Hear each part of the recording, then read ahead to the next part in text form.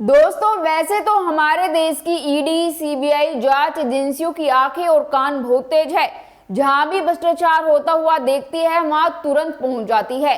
पर इनका भी एक दायरा है, सत्ता पक्ष में ना हो और ना मोदी मित्र हो। तभी तो अडानी ग्रुप पर इनकी नजर नहीं पड़ी। देश की जांच एजेंसी इतना प्रभावशाली होने के बावजूद भी अडानी समूह के खिलाफ अमेरिका की जांच एजेंसी को जांच करनी पड़ रही है। नमस्कार दोस्तों, मैं हिमांशी कश्यप आपके साथ। आप देख रहे हैं जनता की आवाज। आगे बढ़ने से पहले इस वीडियो को लाइक करें, शेयर करें और अगर पहली बार जनता की आवाज न्यूज चैनल को देख रहे हैं तो चैनल को सब्सक्राइब भी करें और घंटी जरूर बजाएं, चैनल की भी और सरकार की भी। आज की नेशनल मीडिया के मुकाबले में जनता का साथ दीजिए और उसकी ताकत बनिए, जनता की आवाज बनिए और हो सके तो इसके लिए चैनल को ज्वाइन भी करें। दोस्तों, जब हिडनबर्ग की एक रिपोर्ट ने ही अडानी को अर्थ से फर्श पर ला पटका था और इस बार जो जांच हो रही है वो अमेरिकी अधिकारी कर रहे हैं, तो अब इस जांच से कंपनी पर क्या असर होगा आपको पता ही होगा। लेकिन इस जांच का दायरा बस अडानी और उसकी कंपनी तक सीमित नहीं है, बल्कि इसमें भारतीय अधिकारी भी शामिल किए जा रहे हैं। मतलब अगर अडानी फंसे तो भारतीय अधिकारियों के लेकर भी फंसेंगे। जांच में क्या सामने आएगा ये तो जल्द पता ही चल जाएगा, क्योंकि जांच अमेरिका में हो रही है और अमेरिका में अडानी समूह का बच पाना मुश्किल है। इस बार यूएस की एक एजेंसी ने गौतम अडानी के खिलाफ रिश्वतखोरी की जांच शुरू कर दी है। यूएस में अडानी ग्रुप के खिलाफ वहां के सरकारी वकीलों के समूह ने जांच शुरू कर दी है। अमेरिका में हो रही है जांच अडानी के साथ साथ ग्रुप के चेयरपर्सन गौतम अडानी के खिलाफ भी की जा रही है। ये पूरा मामला एक एनर्जी प्रोजेक्ट से जुड़ा बताया जा रहा है। अधिकारी ये पता लगाने की कोशिश कर रहे हैं कि अडानी समूह या इससे जुड़े लोगों ने क्या भारतीय अधिकारियों को एक एनर्जी प्रोजेक्ट में मन मुताबिक काम करवाने के लिए रिश्वत देने में तो नहीं शामिल थे। इस जांच के दायरे में भारतीय रिन्यूएबल एनर्जी कंपनी अजोर पावर ग्लोबल लिमिटेड भी शामिल है। अब जान लेते हैं आखिर अडानी ग्रुप के खिलाफ यह जांच कौन कर रहा है। रिश्वतखोरी की जांच के पीछे न्यूयॉर्क के पूर्व डिस्ट्रिक्ट का अटॉर्नी ऑफिस और वॉशिंगटन के न्याय विभाग की फ्रॉड यूनिट काम कर रही है।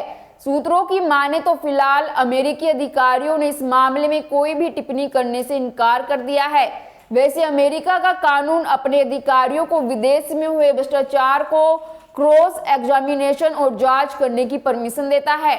अमेरिकी कानून के अनुसार इस तरह की किसी भी जांच के लिए एक शर्त होती है। अमेरिका के निवेशक का पैसा यदि उसमें लगा हुआ है तो इस तरह के मामले में जांच की जा सकती है। 24 जनवरी 2023 को हिडनबर्ग रिसर्च की रिपोर्ट में अडानी समूह पर मनी लॉन्ड्रिंग के जरिए शेयर मैनिपुलेशन करने के आरोप लगाए गए थे। केस की जांच अमेरिका में अब शुरू हुई है। भारत में भी सुप्रीम कोर्ट ने 16 सदस्यों की कमेटी बनाई थी। सुप्रीम कोर्ट ने सेबी को जांच करने के लिए कहा था। सेबी ने एक हिसाब से अडानी समूह को क्लीन चिट दे दी है। सुप्रीम कोर्ट में भी यह मामला लगभग ठंडे बस्ते में चला गया है। भारत में हाल ही में इलेक्ट्रोल बॉन्ड का मामला सुप्रीम कोर्ट के आदेश के बाद तूल पकड़ रहा है। सुप्रीम कोर्ट के आदेश पर इलेक्ट्रोल बॉन्ड के संबंध में समस्त जानकारी स्टेट बैंक ऑफ इंडिया को चुनाव आयोग को देनी पड़ी। चुनाव आयोग ने स्टेट बैंक से मिली जानकारी को पोर्टल में अपलोड कर दिया है। उसके बाद से ही भारत में कॉर्पोरेट भ्रष्टाचार, ईडी और सीबीआई की इन्वॉल्वमेंट को लेकर तूफान मचा हुआ है। इलेक्ट्रोल बॉन्ड भारत का अभी तक का हुआ सबसे बड़ा भ्रष्टाचार का घोटाला बताया जा रहा है। विपक्षी दलों द्वारा इस मामले में अडानी समूह के साथ साथ सरकार को भी निशाने पर लिया गया है। भारत सरकार की अडानी समूह पर मेहरबानी रही है।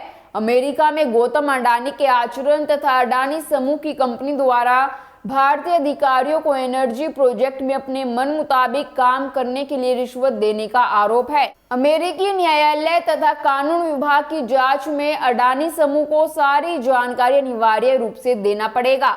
अमेरिकी न्यायालय और जांच एजेंसी का काम करने का तरीका भारत से अलग है। भारत में अडानी समूह के बचाव में सरकार खड़ी हो गई थी, अमेरिका में यह संभव नहीं हो पाएगा। भारत में रिलायंस समूह और अडानी समूह के बीच चल रही प्रतिस्पर्धा भी अमेरिकी जांच को नया मोड़ दे सकती है। अडानी समूह का अंतर्राष्ट्रीय व्यापार है, उसके अंतर्राष्ट्रीय निवेशक है।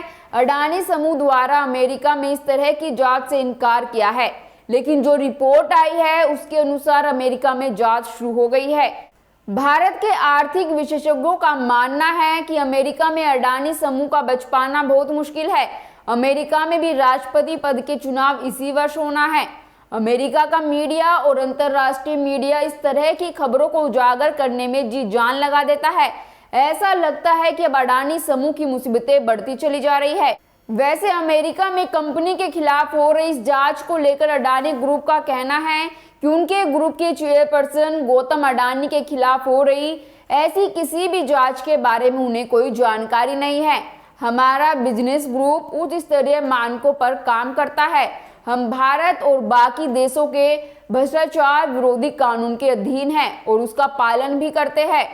दोस्तों, भले ही अडानी ग्रुप ने इस बात से पल्ला झाड़ लिया हो, लेकिन ब्लूमबर्ग की रिपोर्ट के बाद सोमवार को अडानी समूह के तहत सूचीबद्ध कंपनियों के शेयरों में भारी गिरावट आई है।